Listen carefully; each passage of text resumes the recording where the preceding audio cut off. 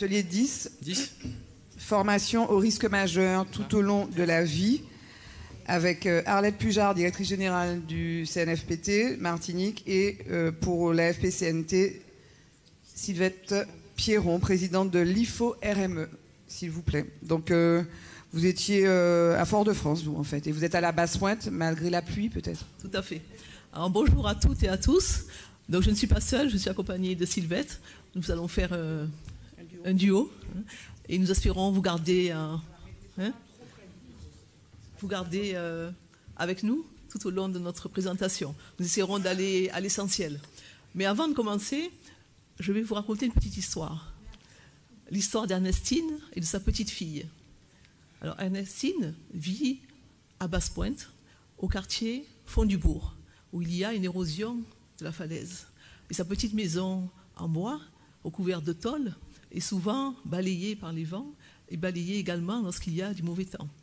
Et elle reçoit pendant les vacances sa petite fille, Anita, qui vit à Paris, qui est née à Paris d'ailleurs. Et lorsqu'Anita arrive, elle entend à la radio qu'il y aura un cyclone.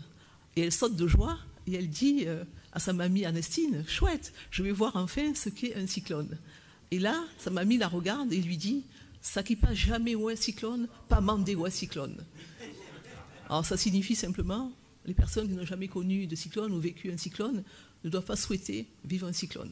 Parce qu'il y a derrière, évidemment, des morts et des destructions.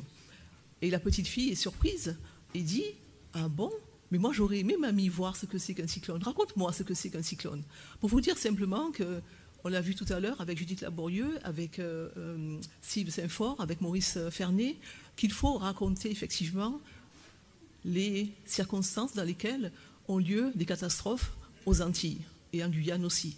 Pourquoi? Parce que l'intergénération, c'est important, et c'est important que les enfants puissent avoir ces histoires-là en tête lorsqu'ils grandissent, pour aussi participer à la culture du risque. Voilà, je ferme la parenthèse.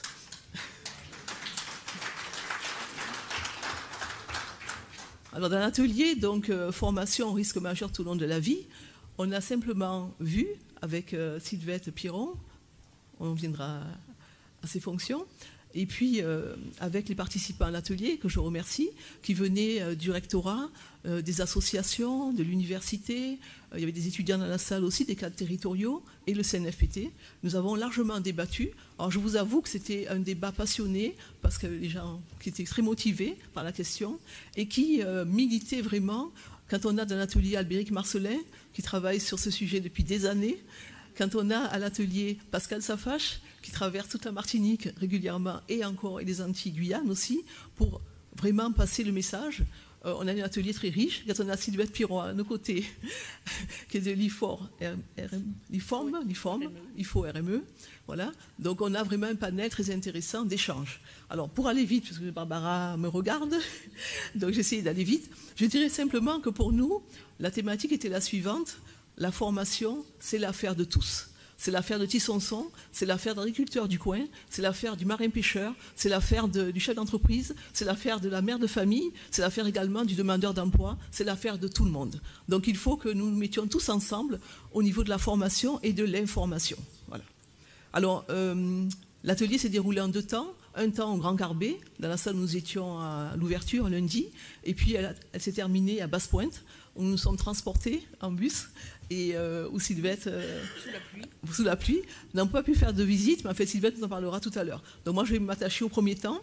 Le premier temps, donc, nous avons vu comment la formation pouvait permettre en fait d'imaginer ce qu'il nous faudrait affronter au cours des prochaines décennies. C'est-à-dire qu'il nous faut développer des savoir-être, des savoir-faire, mais également pouvoir anticiper avant, pendant, après la crise et faire face à l'imprévisible. Et pour cela, il faut toucher le plus grand nombre, tout simplement, dans les écoles, dans les entreprises, dans les secteurs publics et privés, et également essaimer la culture du risque. Pour cela, on a des moyens d'apprentissage pour la formation, des moyens qui sont à la fois...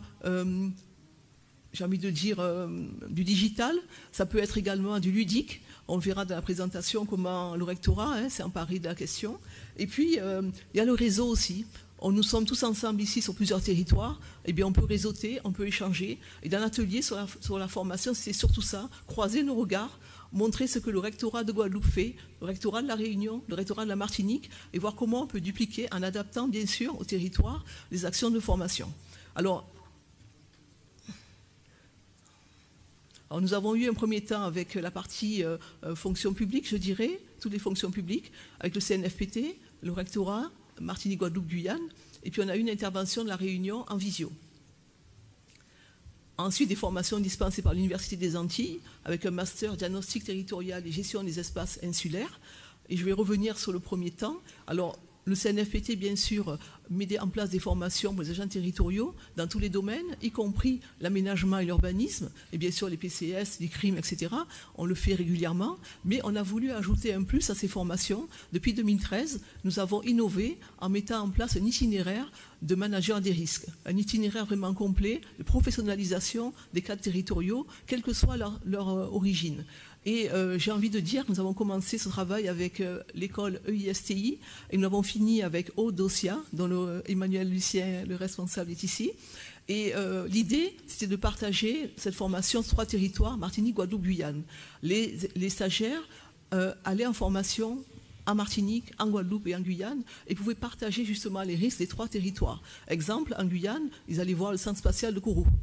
Ils allaient voir ensuite en Guadeloupe d'autres risques, et en Martinique aussi. Regard croisé sur les 3 territoires, et ensuite un réseautage intéressant.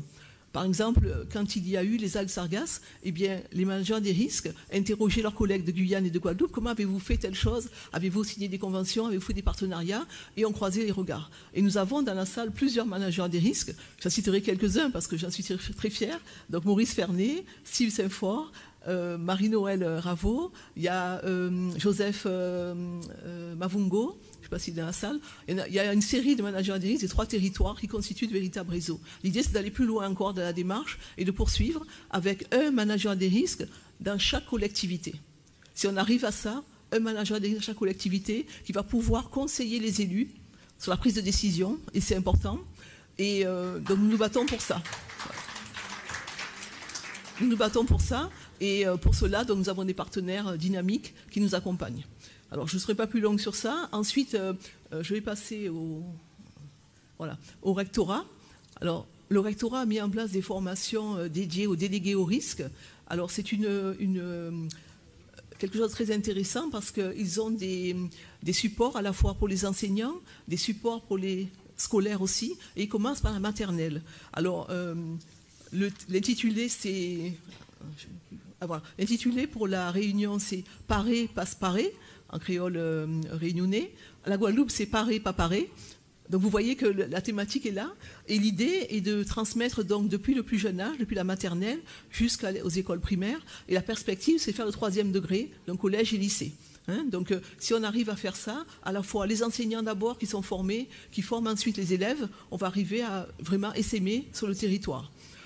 Ensuite, nous avons eu une présentation très intéressante du rectorat de la Réunion en visio qui portait sur la présentation d'un jeu qui s'appelle Escape Box. Et on a eu une démonstration. Alors, c'est un jeu sérieux avec l'objectif d'un travail... Ah, pardon. Oui, pardon, c'est la Martinique. Excusez-moi. Merci, Sylvette. Merci. Alors, Escape Box, c'est un jeu sérieux qui a pour objectif un travail de réflexion de groupe avec des objectifs bien définis tout en s'amusant.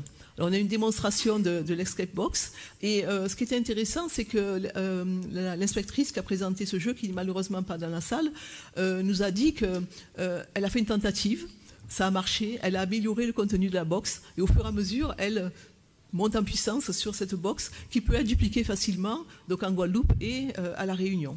Alors à La Réunion, par contre, le projet, dont Paré passe Paré, est un projet intéressant aussi, très ludique au niveau des écoles et au niveau des enseignants qui sont formés en amont. Voilà pour la Réunion. Et puis, on va passer maintenant, je passerai la parole à Sylvette, sur les formations gratuites qui sont mises en place par l'IFO-RME, ou l'IFORM, voilà, et qui consistent donc à former des formateurs sur les risques majeurs, éducation, et Sylvette va nous en dire plus.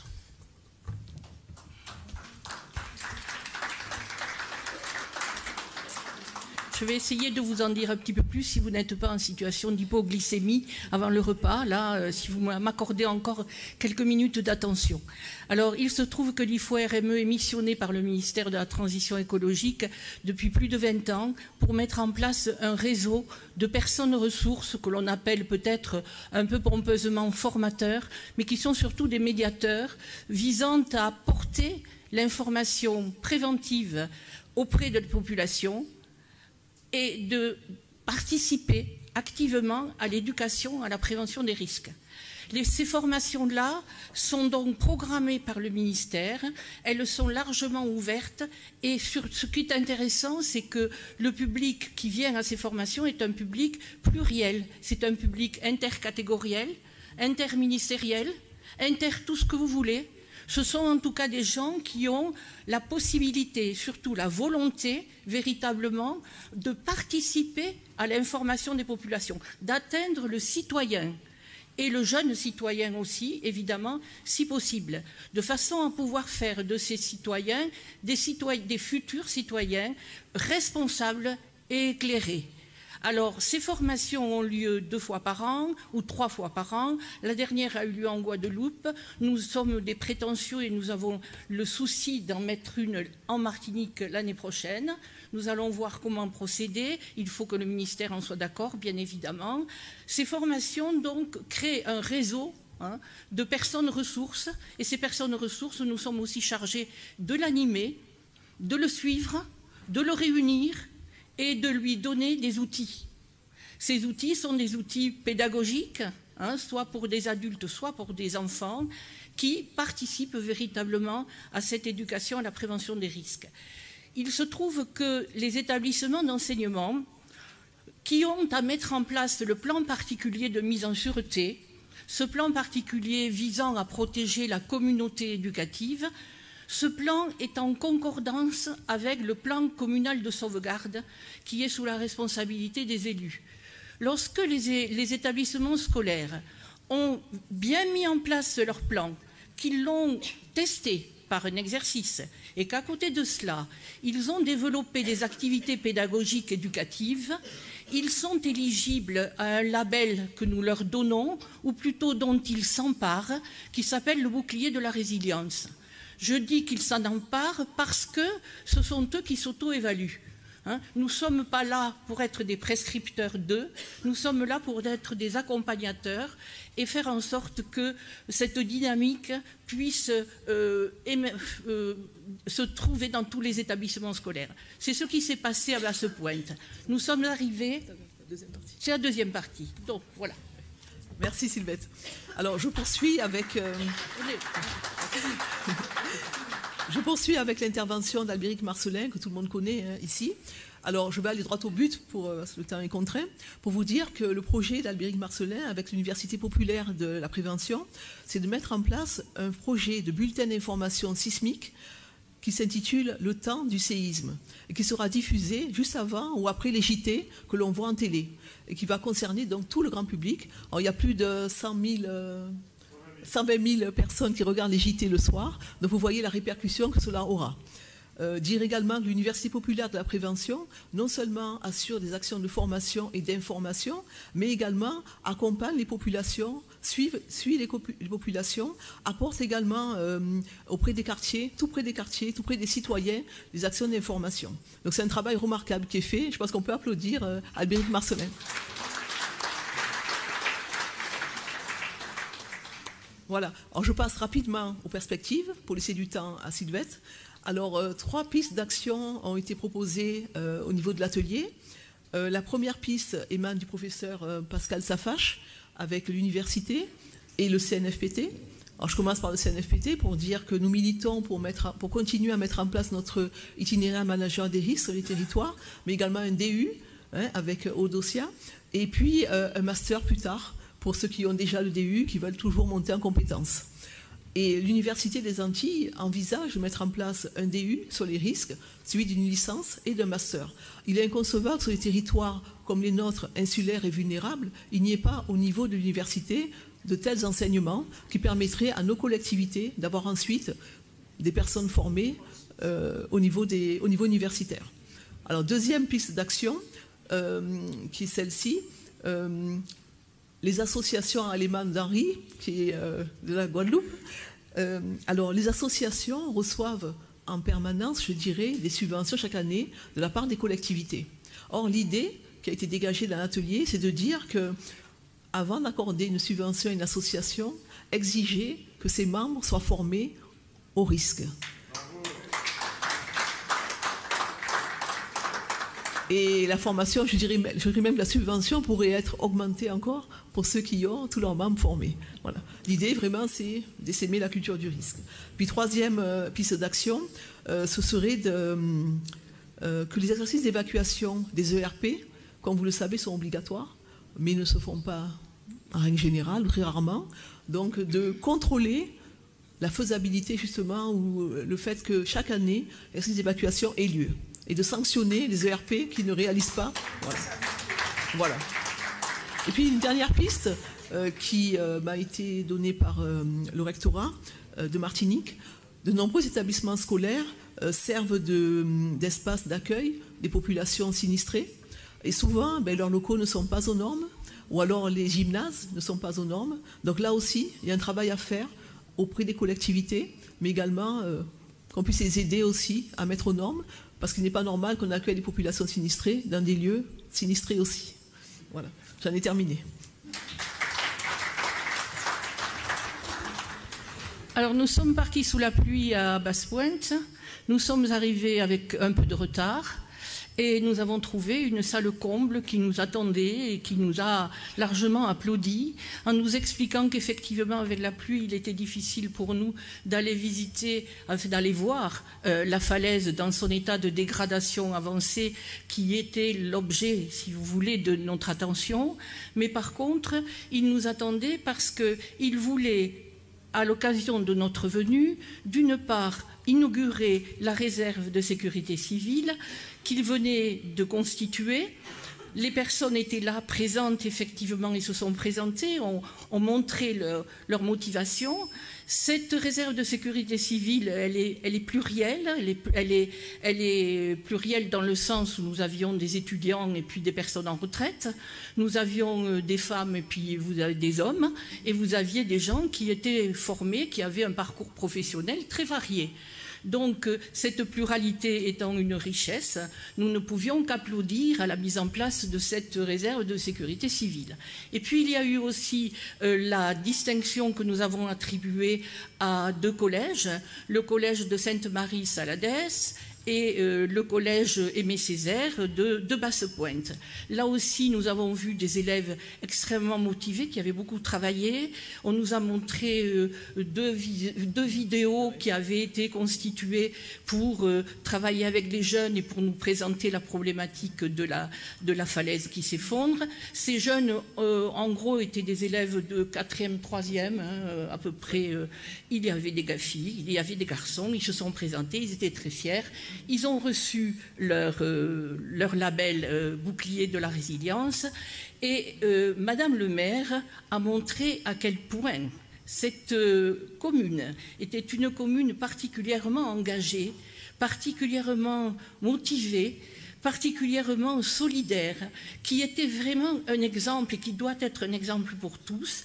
Et elle était accompagnée par le maire adjoint du Vauclin, qui est la commune de repli.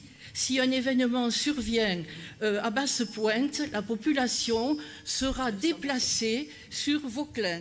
Et nous avons trouvé ça formidable que le maire adjoint soit là aussi pour témoigner de cette solidarité. Ce n'était pas un vain mot, c'était quelque chose de très concret. Tout le monde avait mis la main à la pâte pour nous offrir des petits gâteaux, des jus de fruits, etc., qui avaient été faits dans leur maison et qu'ils avaient apportés. Enfin, vraiment, nous avons vécu une après-midi de grande solidarité, malgré la pluie.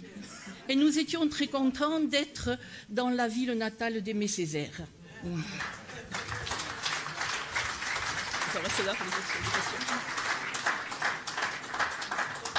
Alors la question maintenant, c'est est-ce nous paraît? Oui, alors, il y a une intervention de Anna Chevalier. Oui, juste 2 mots d'attention pour compléter les propos d'Arlette sur la formation. La loi Matras est donc sortie à la fin de l'année dernière. Oui. Cette loi Matras est très importante, je vous invite vraiment à la lire. Elle reprend la loi de modernisation de la sécurité civile de 2004 Madame la sénatrice le sait bien parce qu'elle l'a forcément voté. Donc, cette loi a repris 2004 en l'améliorant. Notamment, elle a ajouté le plan intercommunal de sauvegarde, prenant en compte que les petites communes de 300 habitants, c'était compliqué pour elles de faire un plan communal de sauvegarde. Donc ça, c'est un premier point. Le deuxième point, elle a imposé un conseiller sécurité. Alors, je vais le retrouver, il est là. Il est là, oui. Voilà. Un conseiller sécurité, donc décret relatif aux modalités de création et d'exercice de la fonction de conseiller municipal correspondant incendie et secours. C'est inscrit dans la loi. C'est obligatoire dans les communes qui a minimum un risque majeur. Vous m'avez compris? Donc c'est obligatoire pour tout le monde. Et ces gens-là, il faut les former. Alors, moi, je suis ce conseiller en question pour la petite commune à laquelle je suis aussi conseillère municipale. Il se trouve que ce conseiller, il est très important parce que la loi Matras vient d'être complétée par la loi RIAC, si vous me le permettez. La loi RIAC qui dit que le directeur d'école doit pouvoir se rapprocher de ce conseiller de sécurité pour mettre en place son PPMS avec l'aide des services départementaux de l'éducation nationale.